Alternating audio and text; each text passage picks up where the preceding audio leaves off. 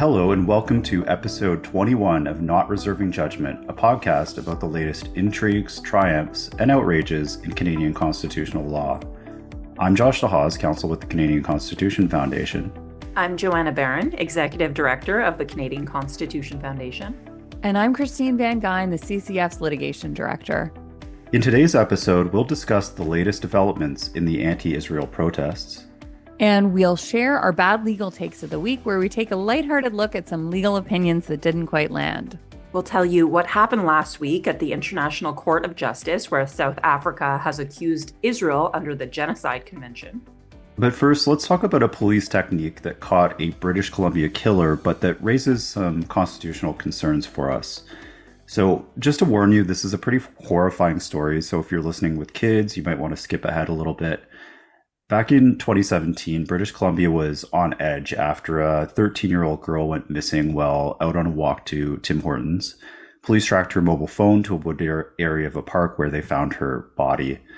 And for more than a year, the case seemed to be going nowhere. And then all of a sudden, police announced that they had arrested a suspect, Ibrahim Ali, who was a recent Syrian refugee. And last month, Ali was found guilty of first-degree murder at a very tense trial.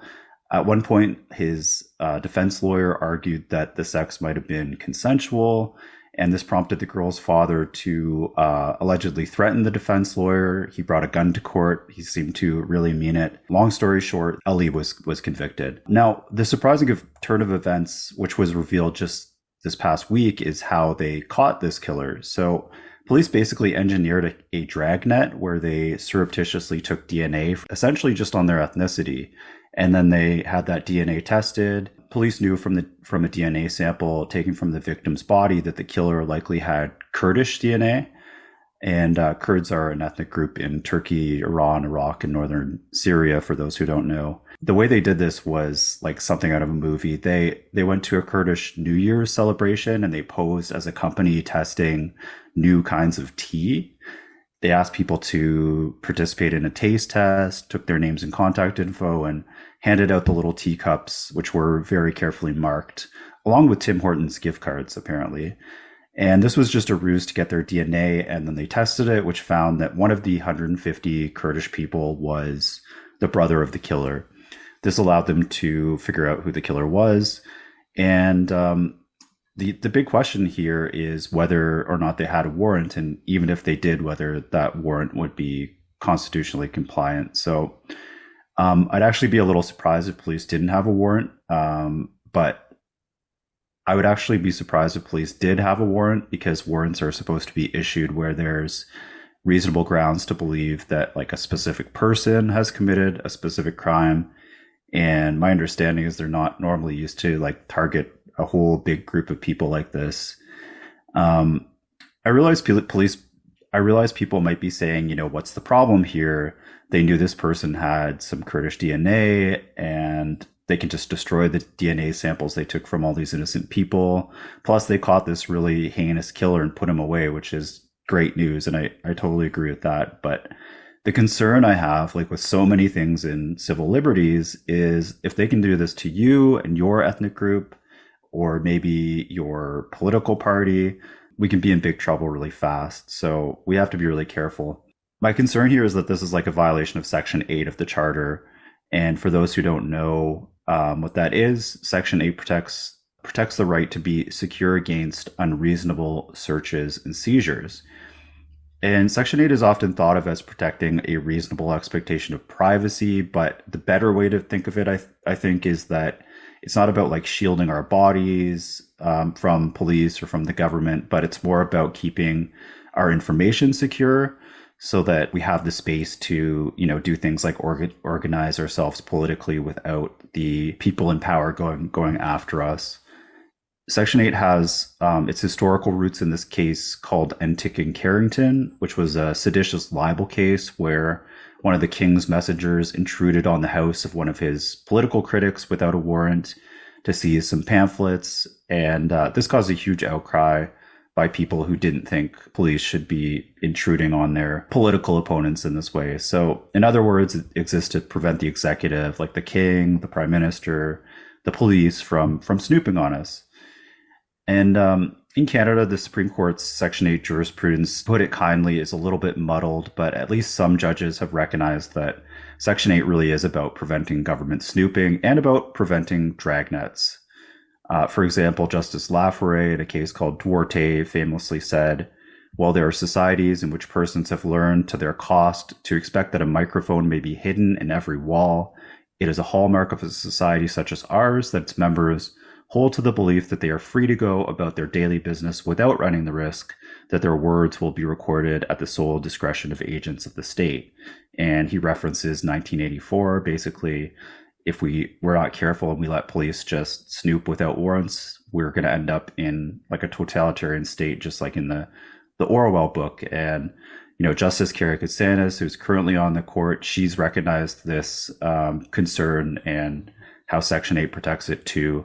And the way it protects us against snooping and dragnets is, like I said, through getting a warrant, which means going to a judge who's independent of the executive and therefore not as self-interested as the police in doing the search. And the police have to show that there's, reasonable grounds to believe that police are going to find a specific thing in like a specific place.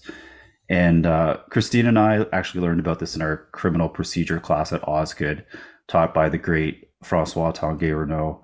And I was curious to get his thoughts about this, so I actually reached out to him.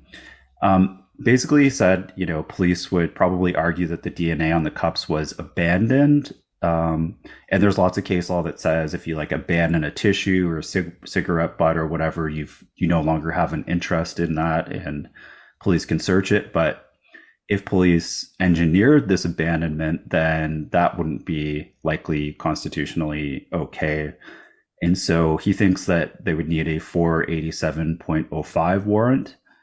And I looked at this, and this is part of the criminal code that says police can get warrants to search DNA, but they need reasonable grounds to believe that, quote, a person was a party to the offense, and, quote, forensic DNA analysis of a bodily substance from the person will provide evidence about whether the bodily substance found on the victim was that person. And so this sounds, again, like you're talking about a specific person and not about, anyone who happens to be Kurdish in Vancouver. The public interest in this case was so high that even BC's premier has been forced to comment on it. And Premier David Eby said he really struggles with the idea that police shouldn't have done this, which sounds like he was in favor of it. And that's kind of surprising coming from a former head of the BC Civil Liberties Association. But it's also understandable considering everyone in BC wanted to catch this killer, right? And so my view is that, people can and should be happy that this killer was caught, but we need to ask some serious questions about whether we're okay with police taking DNA from a big group of people without them knowing it, when there's no reason to suspect that most of them have committed a crime. And the concern here is that if the government can collect our DNA or other private info like this, they can control us in all kinds of ways. And, China is already doing this. They're taking DNA from tens of millions of men, and advocates for civil liberties there are pretty sure this will be used to, track down dissidents and punish people who disagree with the government, and possibly also their families. And Joanna, when we talked about this yesterday, I know you shared some of my concerns, but you also brought up some pretty wild police tactics that you heard about back when you were clerking. Why don't you share that story?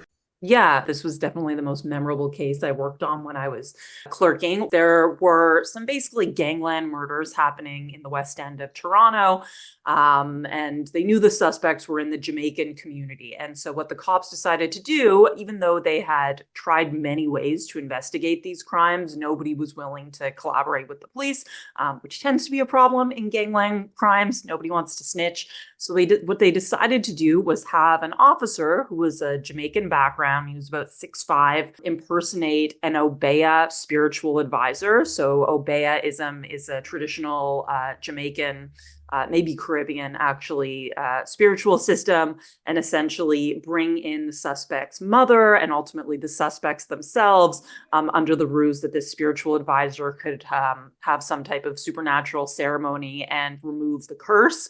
It was very elaborate. I told you guys yesterday that one of the things the cops did to convince this family that this guy had supernatural powers was a female officer had pulled over the suspect, and while she was like taking the driver's license, she started coughing and couldn't go through with the ticket or arrest. But there was another thing with like an egg that had blood in it. I think that the officer in one of these ceremonies brought in an egg that they had like inserted red dye into. It was really weird. In any event, ultimately, the spiritual advisor said, if you want me to get all of these curses off of you, you have to admit to everything.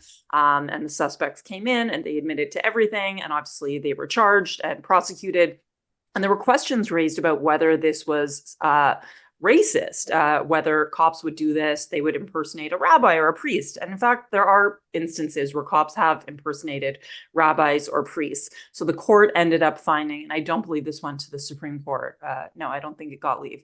The court ended up finding that this was admissible evidence and that it wasn't racial profiling. Of course, here it's different, right? Like they already basically, they had a lot of evidence that suggested who was behind it. They needed firm enough evidence to build a murder case on. It's really different from saying, well, we know it's a Kurdish person, so we're just going to target the whole like bloodline of Kurds in Vancouver. But I'm always surprised by the ingenuity of cops. But no, certainly they should have tried a different pass at getting this evidence that was not just directly targeting 150 members of the Kurdish community. I think that crosses a line. Any thoughts, Christine? If I had like an egg that I cracked open and someone had told me there was a curse on my family and then there was this blood and an egg and I needed to use witchcraft and confess to everything I'd ever done. I don't know, like it might work on me. So the cop part was pretty convincing, right? It's like she just started innovative. coughing and somebody put a spell on this cop. Is that what happened? Yeah, Joanna? so he was saying that he had like put like a field of protection around them and he could like do things like, I remember the turn of phrase was Babylon and the Beastman. That's how they referred to the cops and the justice system. And he said basically, I can protect you from Babylon and the Beastman. Okay, let's move on. Okay, so last week, the submissions in the International Court of Justice for provisional relief ordering Israel to immediately cease all of its operations in Gaza against Hamas were heard. This was an application brought by South Africa. And I didn't listen to all of the submissions, but I listened to a few hours of both sides.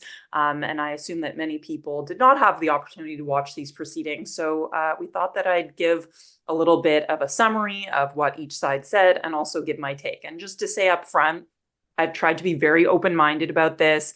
Even right before we got on this recording, I read an op-ed in the Globe and Mail by Avi Lewis making the case for genocide. But I do have a clear point of view about this, and I'll walk you through why I've come to this point of view, that this is an obscene allegation. So genocide is considered to be sort of the most the highest atrocity in our civilization. It's called the crime of all crimes. And this crime was not coined before the Second World War. And Raphael Lemkin, who was a Polish Jew and a jurist, lobbied at the UN for genocide to be named a crime under international law. And this was in part because nobody had a word to describe the atrocities that happened to the Jewish people, and not just the Jewish people, disabled people, the Roma, Poles, Russians, but particularly, and we'll get into this, the Jewish people during World War II. And so the Genocide Convention, which was adopted by the UN in 1948, was really a solemn promise made to humanity and the Jewish people, and that's the promise of never again. So the definition of genocide is the intention to destroy, in whole or in part, a national, ethnic, racial, or religious group as such. And only if that intention is established is the legal test for genocide met. in respect of specified acts, such as killing, causing serious bodily or mental harm to members of a national or ethnic group. And what connects all of these acts is the intention to destroy the group. So let's turn to South Africa's submissions. So South Africa really focuses on Israel's conduct, or what they call Israel's colonization. Since 1948, they emphasized in their opening statement that this didn't begin on October 7th, that Israel has been continually violating the rights of Palestinians, violating their right of return, which, just as a side note, there is no right of return. To the extent international law says there's a right of return, I have some questions for Hindus that left Pakistan during partition, the 700 to 800,000 Jews who were forced out of all of the Arab nations after the founding of the State of Israel. To the extent there is an internationally recognized right of return, I have to say it's a lie told to people. And I think it's been a huge lie told to the Palestinian people that there can be some expectation after a belligerent war that you can go and move back into your house. But that's kind of an aside. South Africa, in their openings, they refer to the history of Israel's genocidal actions, which seems sort of circular because the whole point of the hearing was presumably to establish this. So they really focus on their view of the history of the state of Israel. And I called this a revisionist history. It's extremely one-sided. It doesn't account for why the War of 48 happened, which was Israel had accepted the UN partition plan. All of the Arab countries, as well as the local Arab residents, rejected any notion of any Jewish state in the Holy Land and declared war on them. None of that is mentioned. And so I called this a revisionist history. Tal Becker, who was the lawyer for Israel, called this basically indistinguishable from Hamas's accounting of the history of Israel. And that's really true. So let's turn to how Israel responds, and then we'll turn to the crucial question of intent. So Israel, in their opening, they point out that Hamas, by operating out of schools, mosques, and most chillingly hospitals, they have a well-documented strategy of maximizing civilian harm. And this is both to Palestinians and Israelis. The more civilian casualties Hamas can produce, they understand that Israel becomes more criticized and faces more pressure to scale back. And they point out that the Genocide Convention, while acknowledging the absolutely devastating scope of civilian casualties in Gaza and also in all conventional wars, the Genocide Convention was not intended to address even intensive civilian casualties that happen as collateral damage. It was intended to prevent a specific and malevolent crime, and the core question is intent. So let's turn to intent briefly and South Africa's evidence to intent. So they essentially make very truncated assertions. They take quotes that are it's really hard to see that they're not deliberately decontextualized. We talk about context, it's like, okay, well, look at the historical context. Here, it's literally the quote has been copied and pasted so as to present a misleading picture. So, for example, they quote Prime Minister Netanyahu, who gave a speech on October 8th, and they just quote his statement that we will operate forcefully everywhere. But if you read the full statement, it says all of the places where Hamas is deployed, hiding, and operating in that city, we will turn them into rubble. And I say to the residents of Gaza, leave now because we will operate forcefully everywhere. Another quote that has been bandied about a lot is the president of Israel, Isaac Herzog, who said that it's an entire nation that's responsible. And that was in reference to the scenes that many of us saw of civilians in Gaza cheering as truckloads of Hamas fighters who were parading around dead bodies of women were cheering on the street, and just the vile anti-Semitism. Anti-Semitism doesn't even seem a strong enough word. But in that very same press conference, when asked, are you saying that civilians in Gaza are to be punished? He rejected that and has continuously rejected that. And finally, the claim also cites Yoav Gallant, the Israeli defense minister, who said on October 9th, we are fighting human animals and acting accordingly. But again, this is also clearly in reference to Hamas, and there have been over 72 tweets from Yoav Gallant since then, making clear and explicit that Israel is targeting Hamas and not Palestinian civilians. I also found a point made by Malcolm Shaw, who is probably the world's leading scholar of international law, very interesting. He pointed to some of the truly evil and obscene comments that are also tendered in South Africa as evidence. For example, the Minister of Heritage, who said something like, "We will turn Gaza into rubble and into a parking lot." Look, the thing about Israel is that there are some crazy people there. There's something called Jerusalem syndrome, where many people who move to Jerusalem develop a delusion that they're the Messiah. And so there's no question that there are people on the right-wing fringes of Israel who have said evil and even genocidal things. The point Malcolm Shaw made while denouncing these statements is that it's not enough just to say that some crazy person in Israel who is not on the war committee, who has no say in war policy, and that further, that the sentiments have no nexus with what we see to be Israel's actual war policy and actual battle policy. In the case of the Minister of Heritage, his statement was immediately denounced and he was kicked out of caucus. And so just bringing up some random Israeli who says something hateful is not particularly persuasive, and it certainly doesn't serve to furnish the intent requirement in genocide. So I just have one more comment on all of this, and that is just the elephant in the room that we have to address, that this term, as I mentioned, became a crime against humanity in the aftermath of the Holocaust, which was meticulously premeditated. And I recently had COVID. You may have noticed that I was away for the last few weeks, and this maybe wasn't the best idea, but I decided to spend my COVID weekend reading a book about the Third Reich. I wanted to share this. This is what genocidal intent can look like. This is from Hans Frank, who was a Nazi stormtrooper, but at the time was head of the general government in Nazi-occupied Poland. And this is a remark he made during the Second World War. This is just as the final solution is being presented before the Nazi top brass. "I will be quite open with you.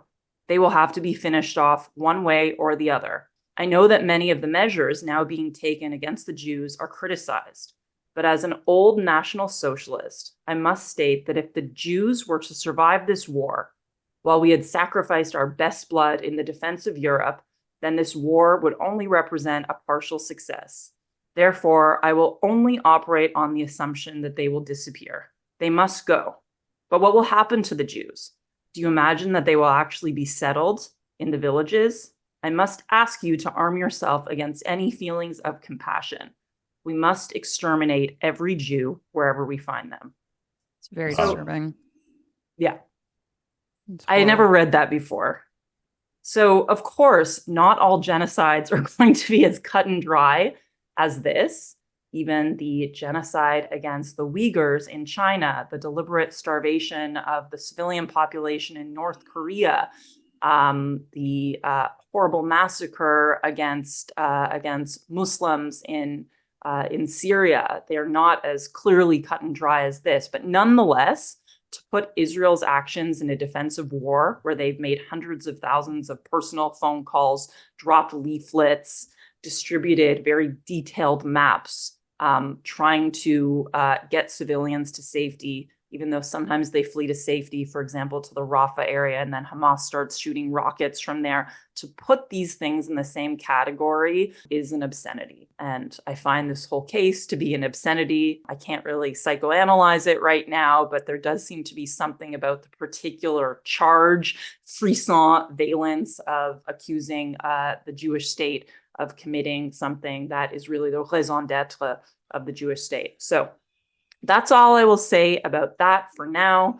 Josh, Christine, any thoughts about this ICJ case, which, by the way, we should hear an answer on the provisional measures within the next 2 weeks, although the ICJ does not have any enforcement mechanism, and it could take many years for a final determination.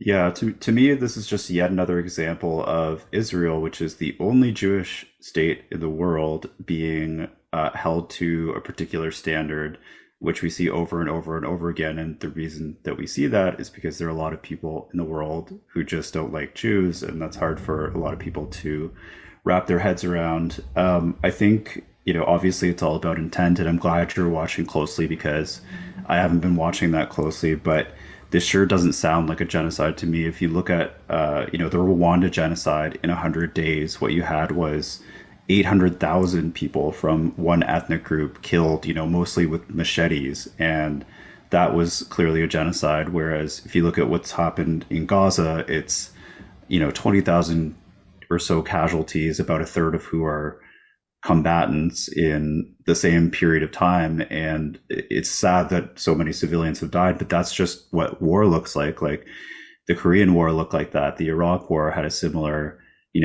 civilian casualty to combatant ratio. So did the Second World War. This is just a war, and it's a war that Hamas, which is actually genocidal in every sense of the term, started. So I find it, deeply offensive that South Africa has brought this case, and I'm glad you're watching it because it would just make my blood pressure too high if I was watching myself.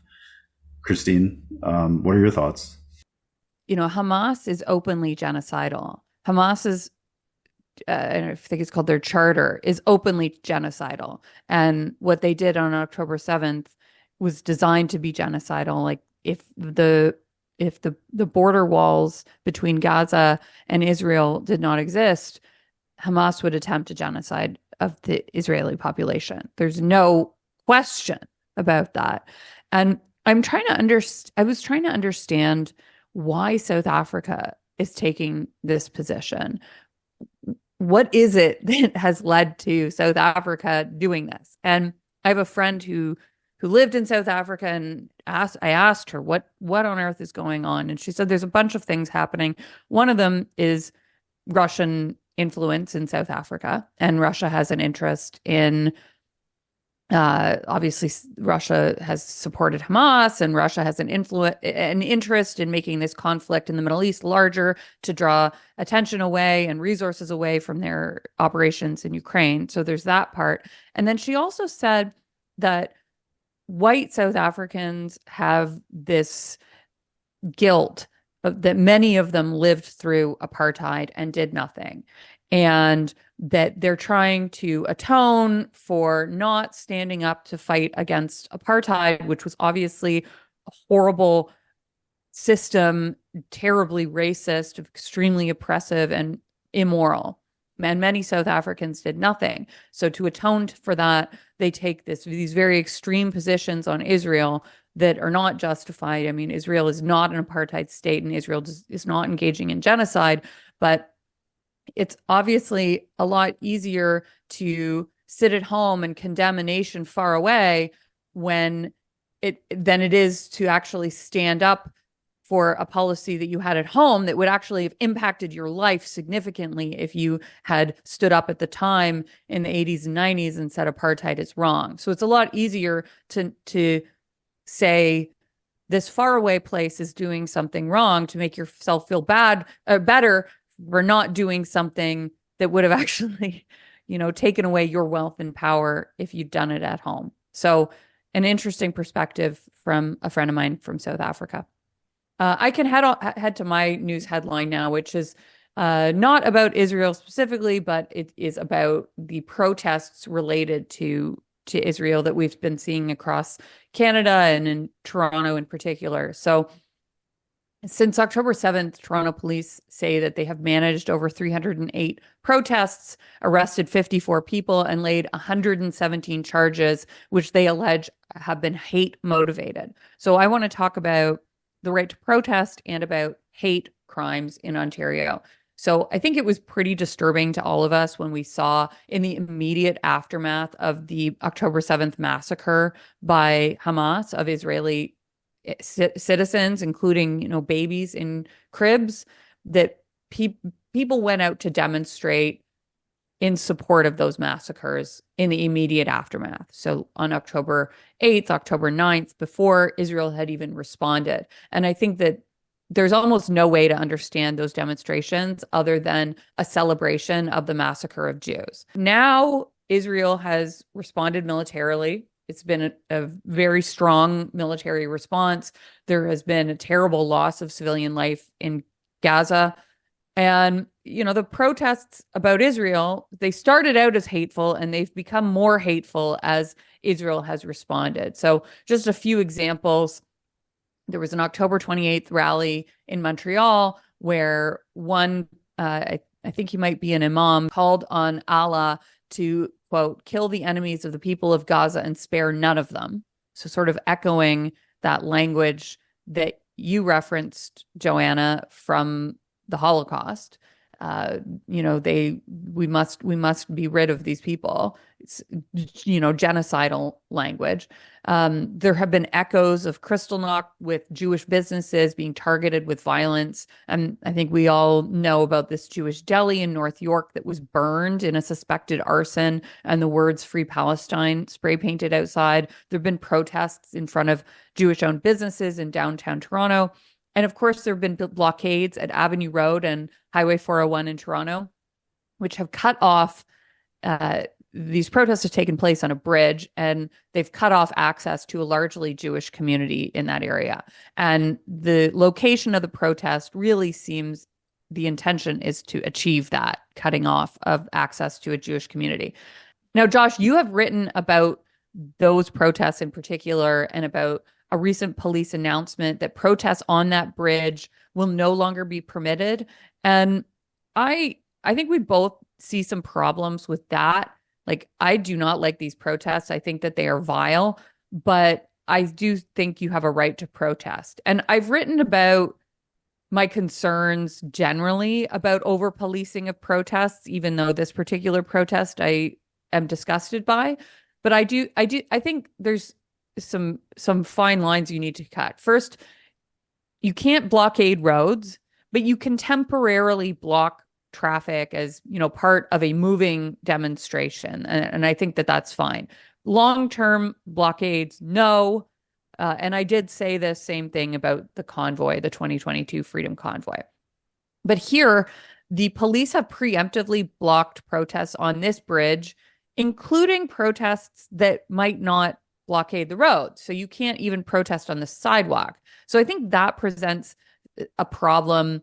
Although, I have to give the police some benefit of the doubt, because I can see that they're anticipating a protest on the sidewalk that will develop once again into blocking the road, since that happened every other time that protest took place in that location. But I have another issue that I want to talk about related to these protests, which is one of these hate-motivated arrests that was made. And so on January 11th, the Toronto police announced that they had arrested a 41-year-old man and charged him with public incitement of hatred for carrying the flag of a terrorist organization. And this charge is under Section 319, sub 1 of the Criminal Code. And the police originally refused to say which terrorist organization flag was being flown. They've now said that it was for a group called the Popular Front for the Liberation of Palestine, which is a secular Palestinian Marxist-Leninist terror group that was active. I mean, I guess it's still active, but it was most sort of notorious in the 1960s and 70s for hijacking commercial airliners with civilians on it, suicide bombings, shootings, targeted assassinations, and now for funding for Hamas. And according to the federal government, the Canadian federal government, the goal of this Popular Front for the Liberation of Palestine, which they're designated in Canada as a terrorist organization, their goal is the destruction of the state of Israel and the establishment of a communist government in Palestine. So obviously, flying this group's flag is odious. It's reprehensible. We should condemn it. It should probably trigger some type of action and investigation by CSIS. It reveals an undercurrent of support for terrorism that we kind of all swept under the rug. And it seems like support for this type of violence, this type of violent organization I think it's a real threat to Canadian security, and it should be taken seriously. But my issue here and look, there's perhaps not enough information that's been published to date, but to date, all we know is that he has been charged for carrying this flag. And I think that without more than just this flag, I'm a little skeptical that the elements of incitement to hatred can be made out. So the offense prohibits communicating statements in a public place to incite hatred against any identifiable group where such incitement could likely lead to a breach of the peace. So there's a few elements there. There's identifiable group, there's breach of the peace. And I think an immediately obvious example most of us will think of is to a Nazi flag, because the Nazis and the PFLP are both anti-Semitic. They're both arguably genocidal. The Nazis, obviously so. The PFLP, I think you could make the case that they're genocidal as well, since they call for the destruction of the state of Israel. But you have to remember that flying a Nazi flag is not a criminal offense under Section 319 sub 1, unless it's also combined with an intent to incite hatred that could lead to a breach of the peace. And there have been many, many cases over the years dealing with people flying Nazi flags. And charges are not laid unless there's all of these factors that demonstrate there's an intention to target an identifiable group and lead to a breach of the peace. And generally, just flying a flag, even a reprehensible flag, is not enough to meet that threshold.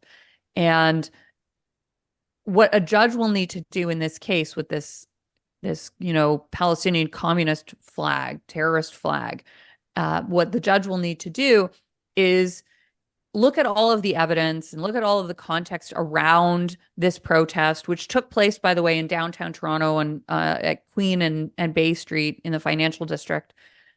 What the judge is going to need to consider is whether there's an intention to target an identifiable group, like Jews, rather than, for example, targeting capitalism or the West as a whole or the state of Israel.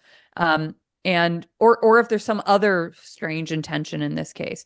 Now, look, I want to be fair to police and say it's entirely possible there is more context.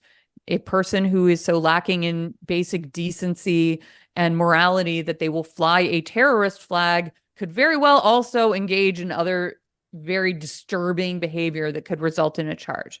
But to date, all the police have said is that the charge is on the basis of flying this flag, which, in my opinion, based on the law, is not enough. We know that in the past, it has not been enough with other flags. There's also this requirement to show that it will likely lead to a breach of the peace, which could also present problems because this is a concept that is somewhat lacking in clarity. But at the core, at common law, it involves danger to person, because we don't just, the criminalization of speech is really for the most severe and extreme cases. And it seems to me what's happening in this case is there used to be an offense that the Harper government had created called the glorification of terrorism. And it seems like the police are conflating these two, and that charge does not exist anymore. That law does not exist anymore. There's no longer it's no longer possible to charge someone with the glorification of terrorism. And the elements of that crime might be better made out by flying a terrorist flag. But I just don't think that on the facts we have reported to date, that flying the flag of a terrorist group is enough to meet the elements of Section 319. Look, and it's very uncomfortable to think that flying a Nazi flag is not a criminal offense. It's very uncomfortable to think that flying a terrorist flag is not a criminal offense. But I think that broadening the meaning of hate speech and the expanded enforcement of hate speech in Section 319(1), even in an awful case like this, is not a good idea for liberal democracies. I think ultimately it's better for us to know who our enemies are, to see them in plain sight. We shouldn't let our instincts to condemn these people to lead us to cheer on short-sighted policing decisions that undermine a free society. Although I also say, if you're flying a terrorist flag, this is reason for CSIS to probably investigate begin an investigation into whether or not you're engaged in other criminal offenses like materially supporting terrorism. But that's my view on this flag charge and on these protests generally. And I really try hard to take a principled position on these issues, even though it's incredibly difficult given my own personal views about people engaging in behavior like that. Josh, Joanna, any reaction? Yeah, I'll go first. So I think I totally agree with pretty much everything you said there. And I looked into this really briefly last week because I wanted to know, were there ever convictions under 319.1 and did they involve something like a flag? And these charges are quite rare. And then there's always that element of incitement to the breach of the peace in these cases that's quite clear. Like, for example, one case, someone went onto a person's property who, the property of a biracial couple, planted a cross, poured gasoline on it, and lit that on fire. And that's like quite clearly intending to, incite a breach of the peace. Yeah, there's or a clear violence. nexus there between the actions and the violent rhetoric. Right, right. And in other cases, same thing. There's very clearly violent rhetoric, about going after that particular group and usually killing them or kicking them out of the country at the very least. And so, yeah, I totally agree on that. In terms of the banning the protests on Avenue Road, I'm very opposed to these protests. I think there's been some really nasty things said at these protests. And like you said, they've blockaded. But as usual, police tend to like underreact to illegality at protests in the beginning by not arresting the people blockading. And then they overreact by doing things like saying, you can't protest here at all, even if you're, just on the sidewalk waving a flag or whatever. And I think that goes too far. So I think police should enforce the law more strongly from the beginning, and that we won't have to worry about these civil liberties breaches. Joanna, what do you think? Yeah, I think just the main point of principle for people who this sits not well with, like we agree this doesn't sit well, is like, what do you think happens to these people if you just arrest them and tell them that they've done a criminal act in the absence of any actual incitement? Like, it doesn't make them come around and see the correct way. It just drives them underground and makes them ultimately even more dangerous to us. So I don't think there's any reason, either on the basis of security or even symbolic denunciation or principle, to justify these arrests in a case like just waving a flag. And so I agree with both of you. Should we move on to bad legal takes? Sure. Just one very quick point. Arresting some of these people is going to make them into martyrs too. And what I see happening is they're arrested, they go to court, the judge says your charter rights have been violated. Now they're suddenly heroes when, you could have arrested them when they were blockading and actually committing a crime, and that would have been a much better outcome. But anyway.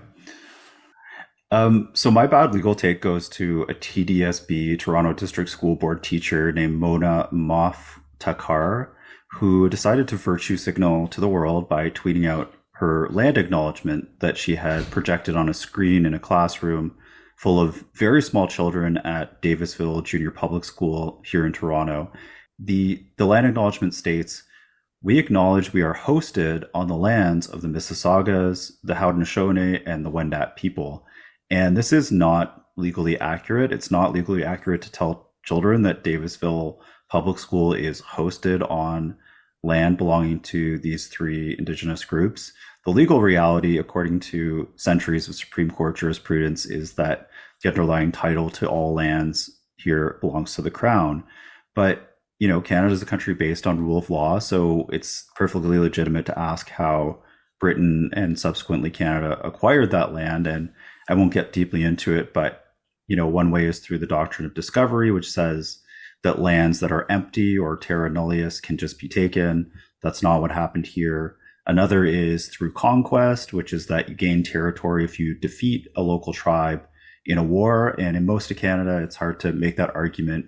Indigenous people from the beginning were often, allies of the Crown and working with either France or Britain. And The other way is through treaty, which is where the local people either cede or sell the land to the crown. And that's what happened here in Toronto. And I think kids need to know that, there are parts of Canada that aren't ceded. So it's more complicated there, like northern British Columbia, but Toronto is not one of those places. Toronto was purchased initially by the crown from the Mississaugas in 1787 in what's sometimes called the gunshot treaty, because it was based on the distance that a person could hear a gunshot from the edge of Lake Ontario. And this went all the way from Bay of Quinte, so like Belleville area, to Etobicoke. And the Mississaugas were paid £2,000 worth of ammunition and some tobacco in exchange for all this land. So a pretty good deal for the crown. And there was some confusion about the exact boundaries, and it wasn't well documented. So before building Toronto, or the city that became Toronto, the British decided to repurchase the land and make it extra clear that it belonged to the crown. And this time they paid the Mississaugas 10 shillings, not very much money, 2,000 gun flints, 24 brass kettles, 120 mirrors, 24 laced hats, 96 gallons of rum, and gave the Mississaugas a promise for what they really wanted most, which was continued access to the fishery at the mouth of the Etobicoke River. And in exchange for this, they agreed to stay west of that river. And fast forward to 1986, and the Mississaugas filed a land claim arguing that the crown had taken more land than they'd agreed to, and that they were underpaid. And as a result of this, the crown wrote a check for $145 million to 1,842 Mississauga band members, which works out to about $78,000 per person. So I think it's kind of legally and historically ignorant to claim that these kids are all hosted on the land of the Mississaugas, because they very clearly sold it twice and were paid a further settlement. And it's also kind of funny to suggest that, Canadians are not legitimate owners of this land, considering how the Mississaugas acquired it, because they took it from the Iroquois, and the Iroquois, who are from, upstate New York area, had only been there for a short time, but they had it before the Mississaugas. And the Iroquois, meanwhile, gained that land only after the Huron-Wendat had been pushed north by the Iroquois in wars, and facing violence, which ended in 1649 with a huge massacre of the Huron-Wendat. So that's my bad legal take. Joanna, why don't you tell us yours? My bad legal take of the week goes to the Canadian Bar Association, and particularly chair of its working group on medically assisted death, Shelley Birnbaum. So the CBA has decided to take a very strong and quite controversial stance about medically assisted dying, which is one of the most divisive issues, I think, currently in Canadian society. So for a little bit of background, in 2021, the federal parliament passed an updated version of its MAID medically assisted dying bill that proposed to expand eligibility to individuals who have only a mental illness. And it included a 2-year sunset clause before it would take effect. So again, in March of this year, in a few months, the federal Liberals can extend the sunset clause so that this issue is deferred, or they can allow immediately the regime of MAID to be extended to individuals whose only reason for seeking an assisted death is a mental disorder. And so Shelley Birnbaum of the Bar Association said, people with mental illnesses are entitled to the same autonomy and self-determination when it comes to their health as those suffering from a physical illness, and said a total exclusion for all people suffering from mental illness as a sole underlying condition is likely to be constitutionally challenged as violating the equality, security, and liberty guarantees in the Charter of Rights and Freedoms. So MAID is already an incredibly divisive issue, but needless to say, the prospect of expanding eligibility for MAID to somebody who suffers from depression, for example, is I think just an issue that there is a lot of debate, disagreement, well-founded concerns about It's an issue that needs to be studied more. We may look to the experience of European jurisdictions where you have seen the likes of people in their 20s being granted access to MAID. And I just think, and to be clear, I don't think taking the stance that there may be constitutional issues with a bar to people with mental illnesses, I think that's a reasonable position. I think the bad legal take is the Canadian Bar Association, which is an association that represents all lawyers in Canada, to take such a strident position like this publicly is a bad idea. I think the CBA should stay in its lane and not risk truncating a very robust debate that still needs to be had about this issue. Christine, what's your bad legal take? So mine is, I'm once again targeting Paul Champ, who's this Ottawa lawyer. And this take is, I mean, he's had worse and he corrected himself. So kudos to knowing that you had a bad take. So our friends at the Runnymede Society put out this tweet about an event they're hosting at the University of Manitoba.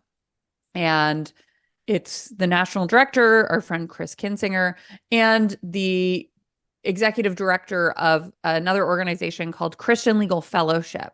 And they announced that they're going to together be leading a discussion on religious freedom at the university. And Paul Champ took this tweet announcing this nice event that is being put on.